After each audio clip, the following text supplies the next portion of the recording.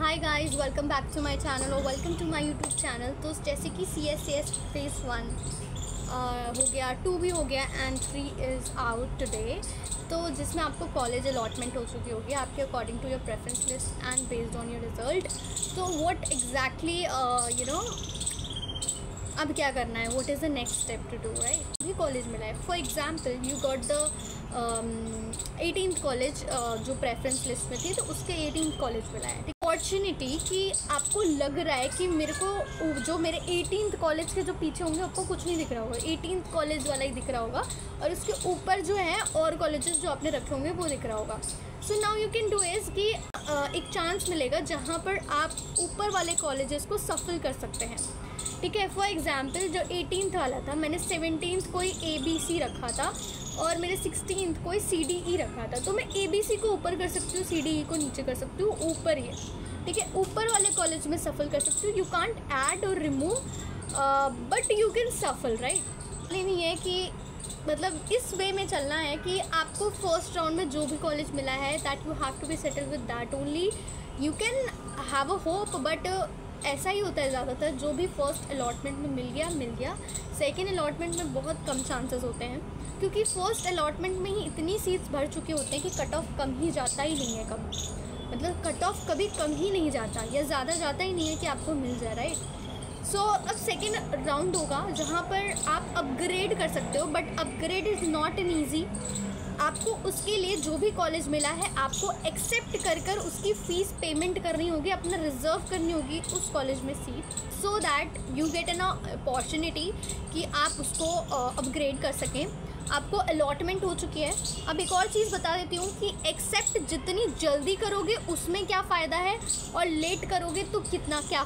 देखो, राउंड 2 तक तो आपके पास सीट है, बट राउंड 2 में पार्टिसिपेट करने के लिए भी और उस कॉलेज में जाने के लिए आपको एक्सेप्ट करना ही होगा। मतलब कि एक डेट होती है कि राउंड 2 को पहले करने के लिए आपको एक्सेप्ट करना होगा। उसकी डेट पहले से आपको कोई सीट नहीं ले जा रहा है, बट अगर आप पहले कर देते हो तो उस कॉलेज में आपके जो रोल नंबर है वो आपकी सबसे ज़्यादा पहले आ जाएगी, ठीक है। You have to not wait like, ठीक है। तो आप जैसे आपका कुछ भी हो सकता है, फॉर एग्जाम्पल आपकी 100 में आ जाए या 1 to 10 में आ जाए, किसी में भी कोई भी रोल नंबर हो सकता है, थोड़ा जल्दी होगा। बट अगर आप थोड़ा टाइम लेकर करते हो तो ज़्यादा लेट आएगा आपका रोल नंबर। तो बस एक यही होता है, आपकी तभी होगी, मतलब आपकी रिज़र्व उस सीट तभी होगी उस कॉलेज में जब आप उसकी फ़ी पेमेंट कर देते हो। फ़ी पेमेंट मिलती है, फिर रिसिप्ट मिलती है। उस फ़ी पेमेंट करने से ये होता है कि आप राउंड 2 में पार्टिसिपेट कर पाते हो। फिर जब आपने फ़ी पेमेंट कर दी, फिर उसके बाद आप राउंड 2 होगा। राउंड 2 में अगर कट ऑफ कम जाती है तो आपके जो ऊपर वाले कॉलेजेस होंगे उसमें से कोई कॉलेज मिल जाएगा। राउंड 3 थोड़ा लेट होता है, तो राउंड 2 तक आप वेट कर सकते हो, कॉलेज स्टार्ट होने से पहले हो जाता है। बट राउंड 3 जो होता है ना वो थोड़ा लेट हो जाता है। That I think that we call the spot round may be.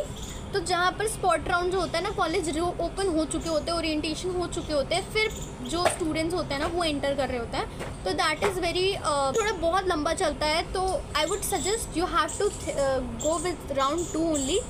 अगर कोई कॉलेज नहीं मिला है तो you can go you may go with spot round, क्योंकि राउंड 1 में इतनी सीट्स फुल हो चुकी होती है कि राउंड 2 में बहुत हाईली चांसेस हैं कि आपको कोई अपग्रेड मिले।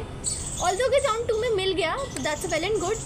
एंड एक और चीज़ दिल्ली यूनिवर्सिटी की चीज़ है कि जैसे कि फॉर एग्जांपल आपको कोई कॉलेज नहीं मिला है, तो एक चीज़ होती है कि अगर कोई कॉलेज नहीं मिलता है तो बेस्ड ऑन योर 12th के मार्क्स पे आपको कॉलेज मिलता है। बट यू कांट एक्सपेक्ट अच्छे colleges, but into NDU Delhi university में मिला है। आई होप कि आपको ये वीडियो अच्छी लगी होगी, इन्फॉर्मेटिव लगी होगी। So subscribe to my channel and I meet you in the next video.